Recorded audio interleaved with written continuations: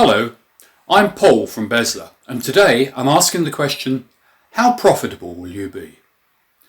As the end of the year draws close, owners and operators start to focus on the year ahead and ask the question, how much money will we make next year?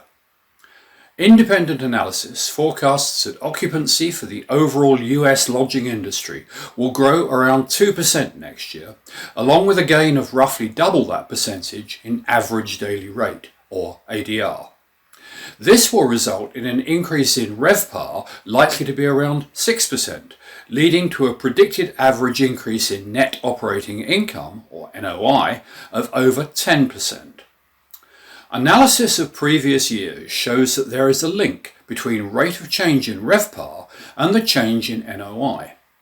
This ratio averages 1.6, so put simply, for every 1% increase in RevPAR, NOI will increase by 1.6%. If the data is analysed by levels of RevPAR growth, it can be seen that as the magnitude of the RevPAR growth rises, the NOI to RevPAR ratio increases. For those hotels that showed a RevPAR increase between 5 and 10%, their profits increased by an average of 11.6%. This translates to a ratio of 1.5 across the group. However, hotels that enjoyed RevPAR growth greater than 20% saw profits grow by an average of 69.3%, translating to a ratio of 2.5 across this group. Hotels that achieved RevPAR increase of under 5% actually saw an inverted NOI to RevPAR relationship. Hotels in this group, on average, showed a RevPAR growth of 2.8%, but achieved an increase in profits of just 1.7%, which translates to a factor of 0.6. RevPAR growth that is in general driven by gains in occupancy will have a lower impact on the bottom line than growth driven by an increase in ADR.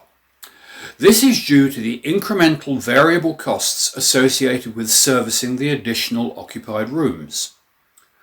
Operating statements were analysed to determine the optimum mix of occupancy and ADR to achieve greatest profit growth. Hotels were divided into groupings based on their occupancy and ADR contribution to the change in RevPAR. This showed that the largest growth in NOI was achieved by hotels where ADR was the primary driver of RevPAR growth, contributing between 50 and 75%, and occupancy contributed between 25 and 50%.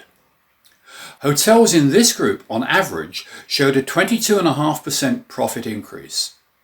These properties showed an average increase in RevPAR of 12%, driven by an occupancy contribution of 36% and an ADR contribution of 64%.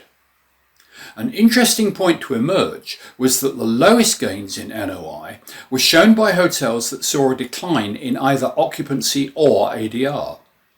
Put another way, RevPAR growth driven entirely by increases in only occupancy or only ADR has a relatively low impact on the bottom line. In conclusion, while it is apparent that hotels with the strongest increases in RevPAR will achieve the largest gains in profits, the influence of occupancy and ADR growth will dictate how effectively top-line spend improves the bottom line. It may appear tempting to push ADR at the expense of occupancy. However, it would seem that there is a point of balance at which the additional guest count outweighs the incremental variable costs and helps to boost the bottom line. Every hotel needs to identify this balance point and proper mix of RevPAR drivers in order to maximize their profits going forward. If Bezla could be of service to your hotel marketing, visit our website at bezla.com or give us a call at 888-999-8086. Thank you for watching.